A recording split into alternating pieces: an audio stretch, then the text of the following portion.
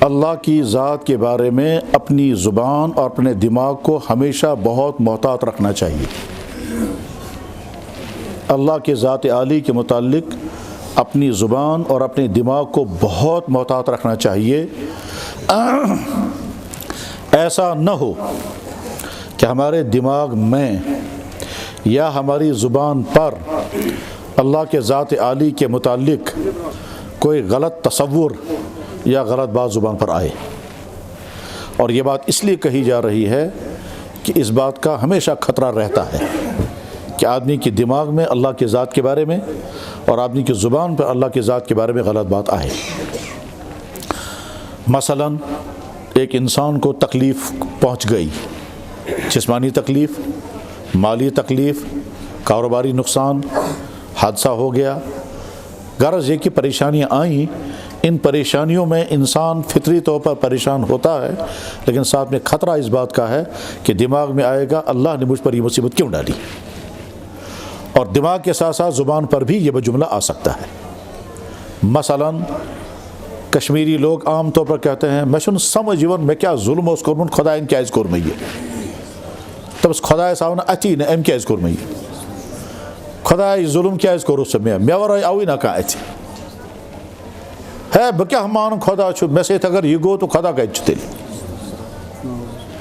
اس طرح کی جملے زبانوں پر نکلتے رہتے ہیں۔ امام صاحب دعا کر رہے تھے، ایک مقتدی کھڑے ہو کر کے کہتا ہے امام صاحب کات چھو کم دعا کر یا گو خدا چھو بوزن، سیلاب آ گیا، بہت بڑا نقصان ہو گیا، جشانا وہ خدا صبح یلنے سمائے کنٹرول ایشو سکیا شنو تھے استعفاء دیوا۔ یہ اور اس طرح کے جملے زبانوں پر آتے ہیں، آ سکتے ہیں، خصوصاً جب کوئی حادثہ پیش آ گیا۔ تو جواب یہ ہے کہ پریشانیاں، مصیبتیں، حادثے دنیا میں ہر انسان کے ساتھ آ سکتے ہیں۔ اس کا تعلق گناہ کے ساتھ نہیں ہے، مصیبت آنے کا تعلق گناہ کے ساتھ نہیں ہے۔ کیا مطلب اس کا یہ ہے کہ ایسا ہو سکتا ہے ایک انسان بہت نیک، بہت اچھا، پھر بھی مصیبت آ گئی، جیسے صحابہ کرام۔ سب سے زیادہ مصیبتیں کن کو آئیں؟ صحابہ کرام کو۔ اور صحابہ کرام سے بھی زیادہ مصیبتیں کن کو آئیں؟ اللہ کے نبی علیہ الصلوۃ والسلام کو۔ تو اس لیے ہم فوراً فیصلہ نہیں کرنا چاہیے میں سمجھ میں کیا گناہ اس کرنے خدا ان کیا اترو میں یہ مصیبت نہیں۔ تو ایک تو اپنی دماغ کو کنٹرول میں رکھنا چاہیے، کبھی بھی اللہ کی ذات کے بارے میں غلط خیالات نہیں آنے چاہیے۔ اس وقت سمجھنا چاہیے اللہ مالک ہے، اللہ کا حق ہے جو چاہے سو کرے۔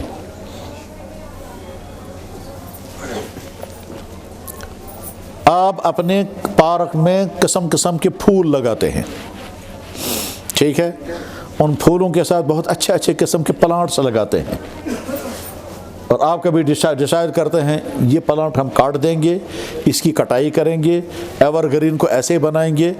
اگر وہ ایور گرین کرے گا میں کیا ظلم کر سکیا، میں کٹائی کرا تب کہ میں مالک ہوں، آپ کون ہیں؟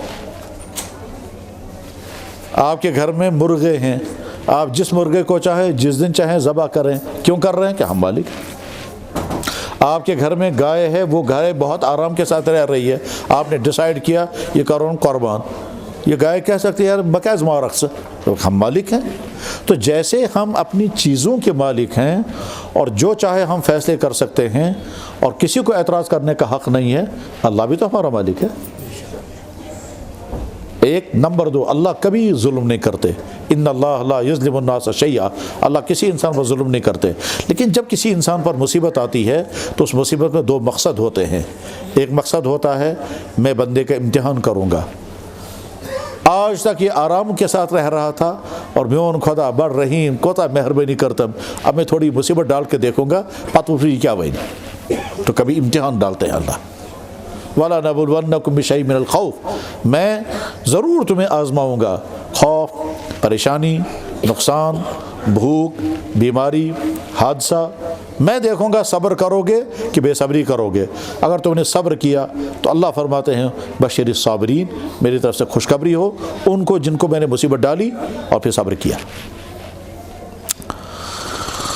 اللہ اکبر، اللہ اکبر۔ مجھے عجیب دعا یاد آ گئی.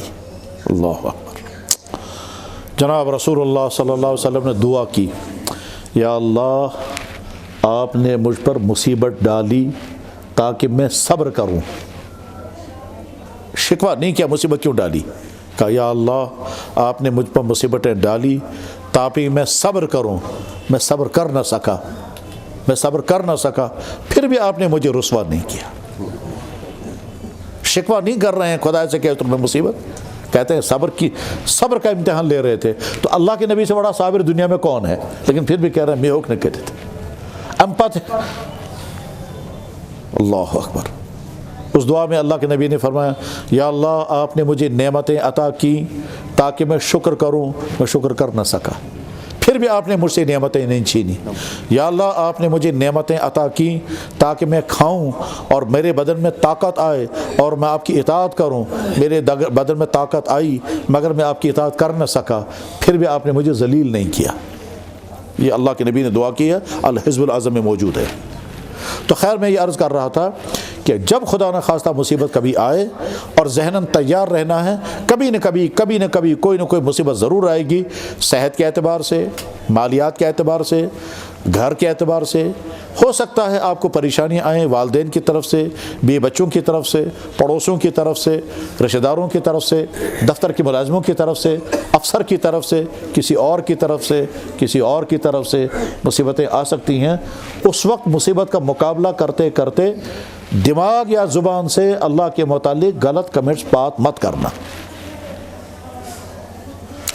ایک صحابی کا نام ہے خباب ابن ارت رضی اللہ تعالیٰ عنہ. ان کو پیٹ میں تکلیف تھی. یہ پیٹ کی تکلیف کیا تھی واللہ عالم, لیکن تھی, اور ساری زندگی یہ تکلیف رہی. بار بار اللہ کے نبی علیہ السلام کی خدمت میں آ کر کہتے تھے یا رسول اللہ مجھے اجازت دے میں خودکشی کر لوں. بار بار مجھے اجازت دے میں خودکشی کروں گا, اب نہیں برداشت ہوتی ہے تکلیف. بخاری میں بھی حدیث ہے, ترمذی بھی حدیث, یہ تمام کتابوں میں ہے کہ خباب ابن ارت نے حضور سے درخواست کی یا رسول اللہ مجھے اجازت دیں, میں تکلیف بہت زیادہ ہے, میں برداشت نہیں کر سکتا, میں خودکشی کروں گا. اللہ کے نبی علیہ السلام نے سختی سے منع کیا, ہرگز نہیں, ہرگز نہیں, ہرگز نہیں. ٹھیک, اس کو چونکہ بہت تکلیف تھی, صحکا نے تصور کرے تو کوتا تکلیف ایسے سخت تکلیف تھی. اس تکلیف میں ان کو کسی نے بتایا کہ آپ کا علاج یہ ہے کہ آپ لوہا گرم کر کے پیٹ میں لگاؤ. تو شستر لوہا راڑیں گرم کر کر کے پیٹ میں لگائی اور سارا پیٹ جلا دیا, مگر تکلیف دور نہیں ہوئی.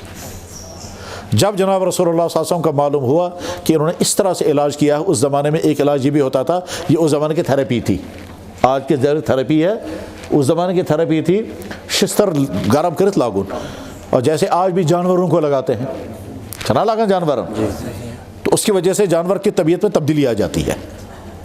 دان چھنا کنٹرولس میں جیون, تو جیسے جانوروں کو داغتے ہیں, داغنا اس کو کہتے ہیں علاج بالکئی, حدیث میں اس کو کہتے ہیں علاج بالکئی.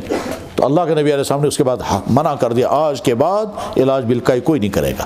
جب دیکھا ہو تو ساری زندگی حضرت خباب بن ارت اسی پیٹ کی تکلیف میں برداشت کرتے رہے, جھیلتے رہے, تڑپتے رہے. حضور کا زمانہ بھی گزر گیا, ابو بکر صدیق کا زمانہ بھی گزر گیا, فاروق اعظم کے زمانے میں بھی تھے, اور اسی تکلیف میں رہے.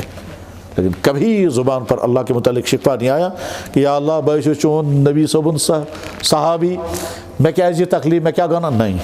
تو بہرحال اگر زندگی میں کبھی تکلیف آئے, مصیبت آئے, صحت کے اعتبار سے, مالی اعتبار سے, دفتری اعتبار سے, دکان کے اعتبار سے, گھر کے اعتبار سے, تو مصیبتوں کا مقابلہ کرتے کرتے نہ دماغ میں اللہ کے بارے میں غلط خیالات آنے چاہیے اور نہ زبان پر غلط کمنٹس نکلنے چاہیے. بس اس کو میں آیت پر ختم کرتا ہوں.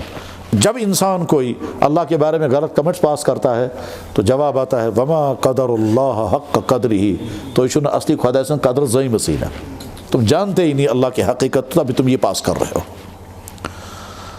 اور جب کوئی انسان کہے گا مصیبت, تو فوراً سوچنا چاہیے میری مصیبت بہت کم ہے, میرے نبی پر تو بہت مصیبتیں آئی, ان مصیبتوں کے مقابلے ہماری مصیبتیں کچھ بھی نہیں. بس یہ بات ختم ہو گئی.